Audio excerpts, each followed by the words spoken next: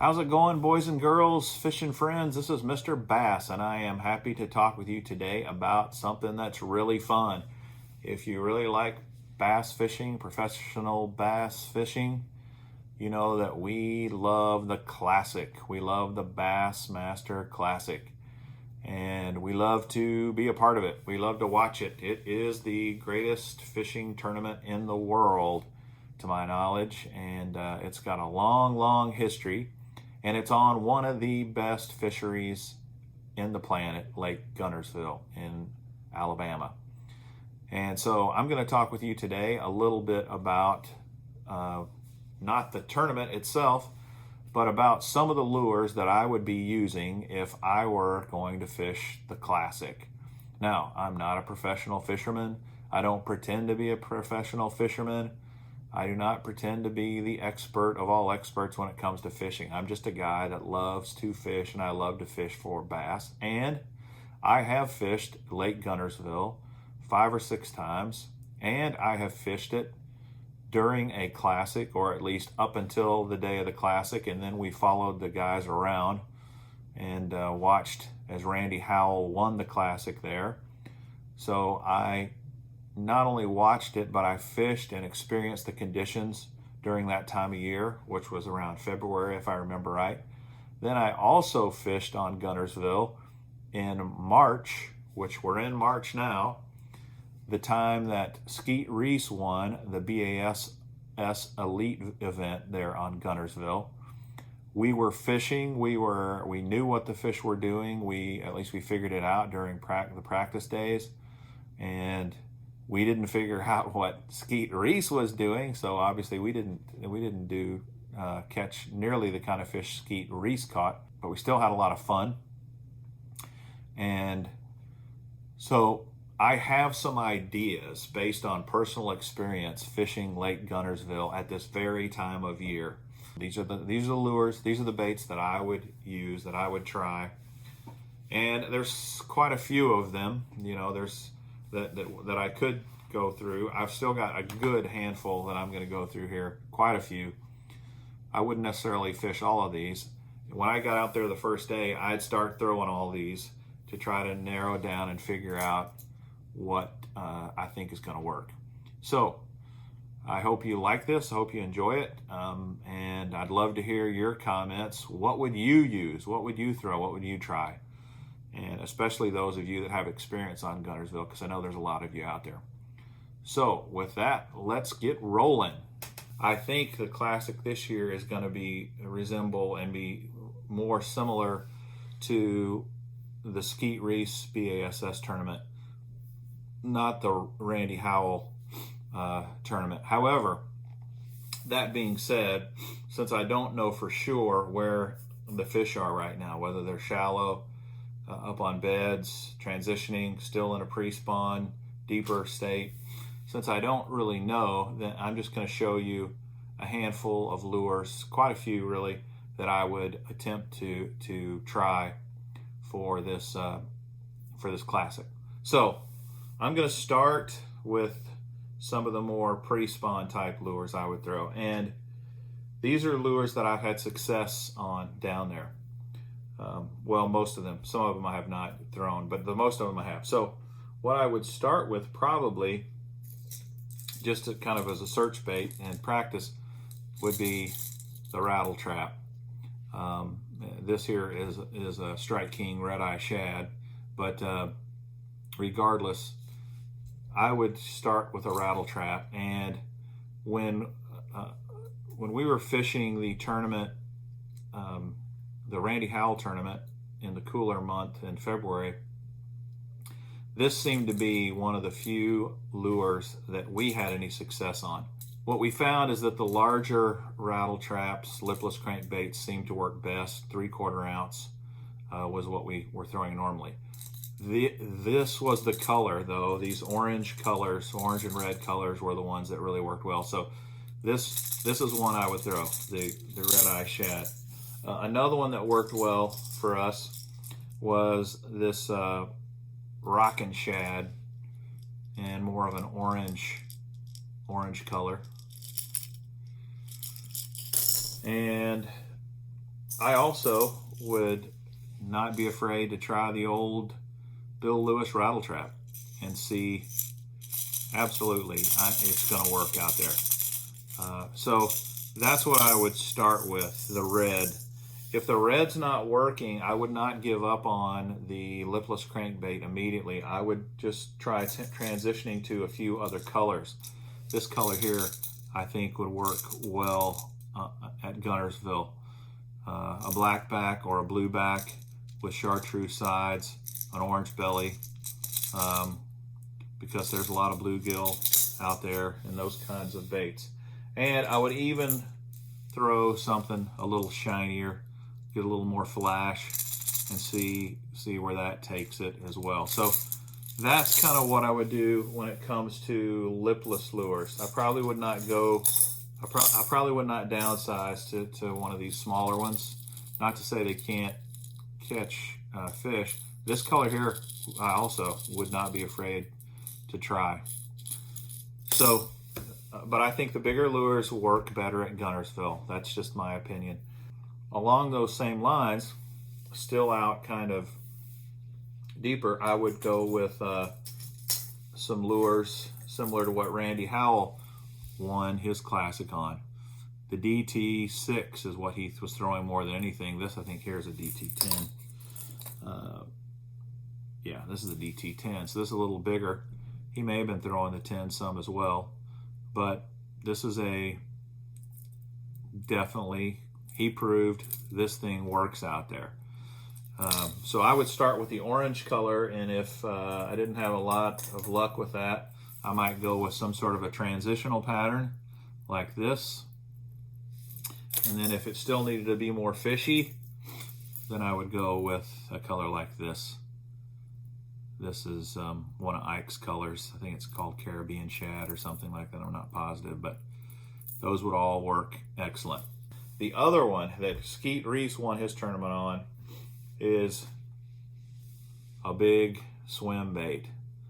And his was a Bastrix brand, I believe. This one here is a Bass Magic brand, and I've also got the Shadalicious brand. And of course, these you fish with a weighted belly hook. You just screw it in here, and it's got a weighted belly, big old hook.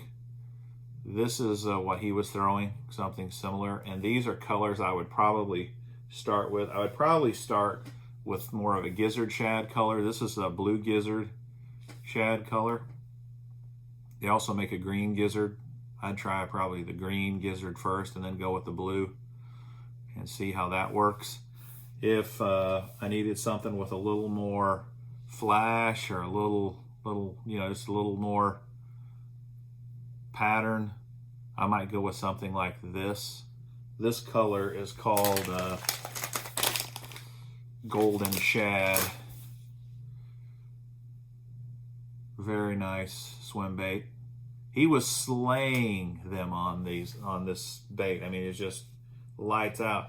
And he was throwing the 7-inch. This is like a 6.5 inch. And he was saying, man, if I could have gotten an 8-inch or a 9-inch, a bigger one, I probably would have even tried that, and it probably would have worked. He said they were just inhaling this thing. And then the other color I might try is something more like an IU, you know, golden IU sort of color. I think also might do very well there at Guntersville. So that's kind of some of the transitional. But when you get more into the spawn, into more of the shallow water fishing, which I think is, my guess is that that's where the tournament's going to be won, shallow water. There are definitely spots on Guntersville where you can sight fish, where you can see fish on beds, but there's also a ton of water where you cannot see the beds, and so you're going to have to do some creative searching to see what you can stir up. It's kind of easy to identify where the spawning areas should be in the lake, and then you can go out there and search for them that way. My number one search bait would probably be this bad boy, the bladed jig or the chatterbait. For me, this would be my go-to. I would definitely start with this.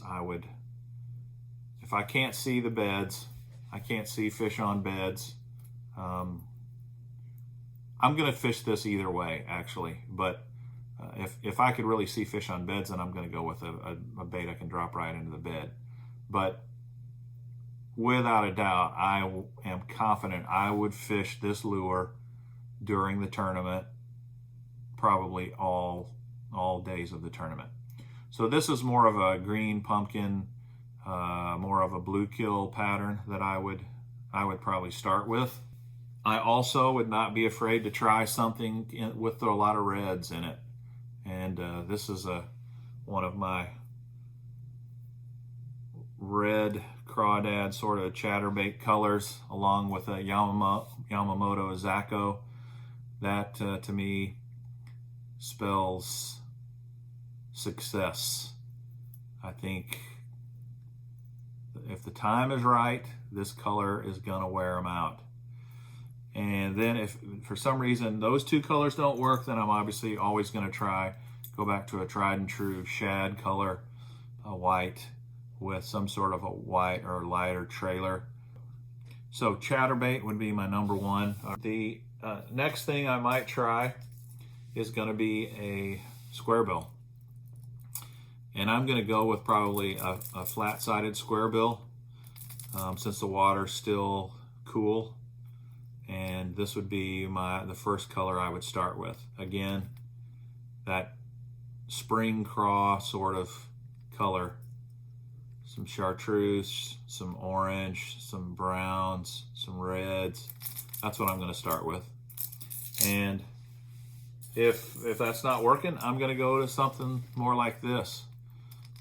Especially as I'm getting closer to those beds, I want a brighter color, so I'm going to go with this bright blue-backed color. Both of these square bills are 6 cents square bills. They're awesome. Really good in colder water. Here's a Storm Luers flat-sided Arashi crankbait. I don't like this one as much, but it has a little deeper bill and might use it kind of in the transition areas. So that's what I would go with crankbait-wise. Then, when we were out there fishing on beds, we had some really good luck with this bad boy. The lizard. This is the Zoom Magnum Lizard 8-inch. This is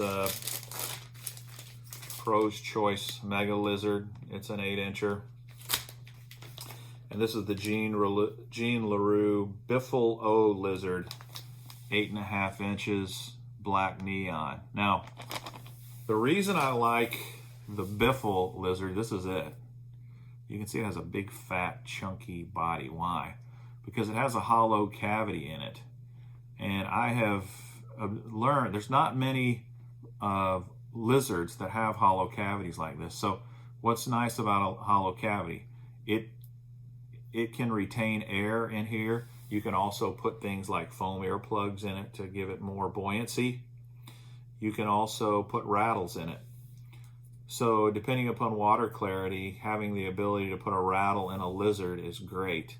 And lizards are just great bed baits. They work great on beds. The bass love lizards, or they love attacking and eating lizards. So maybe they hate lizards, but lizards work great. And during that tournament, during the week of that tournament that Skeet won on this, my buddy and I weren't throwing these. We were throwing this out on the beds or in the areas just a few feet from the beds, and we were catching a lot of big females who were staging right off the beds. And so lizard, definitely I'm going to throw a lizard. Another thing that worked really well for us right over the beds was the popper. Now, I know for a fact that the spook works fantastic almost everywhere. And I know for a fact that the spook works superb at Guntersville almost all the time. Here's a spook in case you don't know. This is the color I'd probably be throwing if I were throwing a walking bait, a spook. But when we were there this time, we could not get a spook. We could not get a bite on a spook for some reason. They just weren't biting it. And you know, there could be a lot of reasons for that. However, when we transitioned to the popper bait, this is actually the popper brand. The bigger popper, so this is the bigger one. This one was lights out. We were catching lots of fish with this popper. So I would go with a very large popper bait over the beds. That's what I would try. And this one here is really large. See, compared to this popper, it's considerably larger. Look at the width. It's shaped more like a V-shaped triangle, upside down triangle. This is a 6 cents Luers. But I would try a big popper of some kind. And I might even try a couple other topwater baits. I've actually got 3 other types of topwater baits I might try over the beds. Topwater frogs, frog fishing in Guntersville is fantastic. And anytime I go to Guntersville, no matter what time of year, I throw a frog for a while, usually a popping frog. And we threw a popping frog when the popper was working, but we couldn't get bit on the popping frog that time either. But I'm still going to try a popping frog. But this is probably what I would go with. This really is nothing more than a frog. It's a soft-bodied bait with a frog hook, 2 hooks in it. But this is a bluegill that floats on its side. And of course, we know that bass absolutely go nuts when there are bluegill around their beds. So this is made by Live Target, and I would not hesitate to use this bait and try it over some of the beds at Guntersville and see if it doesn't get some reaction bites. For sure, I think that would work. This is a topwater prop bait. It's made, I think this is Academy Sports brand. I think it's called the Slush Daddy or something like that.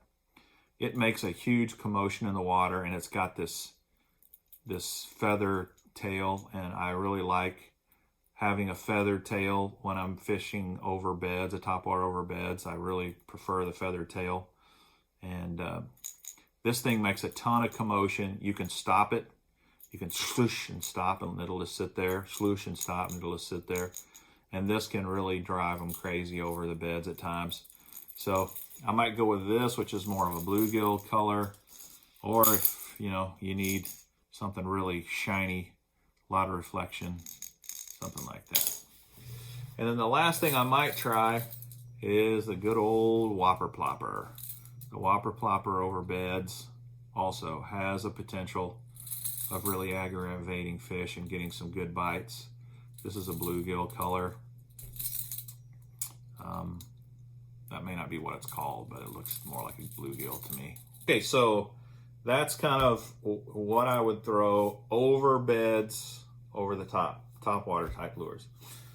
And I also showed you this lizard I would bring right up on the beds. But a couple of other techniques I would try. One is if crankbaits are working, and lots of people are throwing crankbaits, in order to mix it up a little, I might throw the biffle head or the swinging head. Put me a craw or something. This is a speed craw. Put a speed craw or some other craw on this thing and do a little cranking in the same areas that I would throw a crankbait. This just might mix it up a little bit. Fewer guys might be throwing this than, say, crankbaits. Along those same lines, I think this is probably one of the best techniques there is for bed fishing. And this is the infamous Tokyo rig. If you've never fished a Tokyo rig, this is what it looks like when it's rigged up. I tied some lines so that I could hold it and show you. The weight hangs below, and then you just have your bait that's on the hook here, and it's above. So just imagine if you're dragging this along, searching for a bed, and this weight is actually stirring up the bed, getting the attention of the bass, and this crawdad's just a few inches hovering over the fry or the eggs. This is gonna create some major commotion. So the Tokyo rig is definitely one I would have on my boat. This is where the Tokyo rig comes from. VMC makes it. There's a lot of brands out there making it now, and of course you've got to have a weight on it. And I generally am going to go with like this Woo tungsten. I really like Woo tungsten baits, and this is a 3/8 ounce that I would start with. That's usually going to be my go-to for this technique, depending upon the current and depending upon the depth of the water. I may upsize a little or downsize a little, but generally speaking, I'm going to start with this one. 2 more techniques, and then three.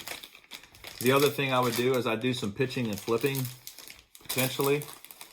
And if I were using a pitching and flipping bait around docks, around tree stumps, other places, I would go with a creature bait. This is the Reaction Innovations bait that I talked about in a previous video, the man, bear, pig, similar to a brush hog. That's what I would be throwing. And I would start with this or a bigger bait, like a full-size brush hog, and then downsize if I needed to a baby size. Normally, I do the opposite. I start with the baby and throw the baby more than I do the full size. But at Guntersville, on beds, I'm going to throw the big one first. I'm also going to try possibly a Ned rig on the beds. And, you know, the obvious reason is a Ned rig is one of those presentations that you can drop there on the bed and just leave it. And the current's going to make it shimmy. And I really like this Z-Man hula sticks. This one here is a hula stick, and this is the molting craw color. I think this color would be very good at Guntersville this time of year. And I like these little tentacles on the end on a bed, especially. I like the idea of the little tentacles kind of moving on the bed. This is a more subtle presentation, but I guarantee it would aggravate the fish. And I would also use this neon head, another way to kind of get some attention from the bass. So Ned rig is definitely one I would have. And I would also try the Neko rig. Some people call it Nico, but it's pronounced Neko. And I would go with this, the Methylated Jean Leroux worm. This is called the Tattletale Worm. This is an 8-incher, and this is what I'd go with. I'd go with a big Tattletale Worm, and then if the Methylated color wasn't working, I might try something more natural. But I think on the beds, this will work great. And this is how the technique works. You have an O-ring, or you just stick the hook in the bait, and you've got a weight in here. You might even can see I got the nail weight inside the plastic, and it's a perfect bed weight because you just pitch it in there and it sinks down, and with this weight it will just stay there on the bottom of the bed. And all you got to do is twitch this, shake this hook a little, and this tail goes crazy in the water. It's going to float up, and it's just, the Neko rig is a tremendous presentation that you've got to use during the spawn for sure.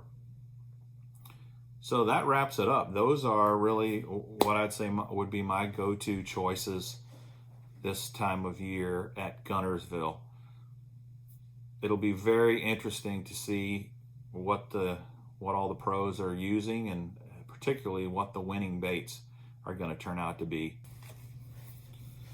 Now, you may ask the question, well, what if you could only throw 3 or 4 lures, and that's all you could have at the Classic? Which ones would you use? Without knowing the actual water conditions, that would be hard, but this is what I would say. First, I'm going to say the chatterbait, the bladed jig. That's going to be number one. I'll pick 4. That's number 1. Number 2 is going to be the Tokyo rig. I just think that this is versatile. I could do a lot with this if I had to. So the Tokyo rig would be number 2. Number 3 would be a topwater lure.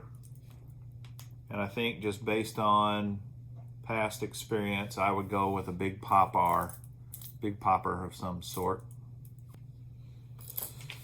Last but not least, I think I would go with the lizard.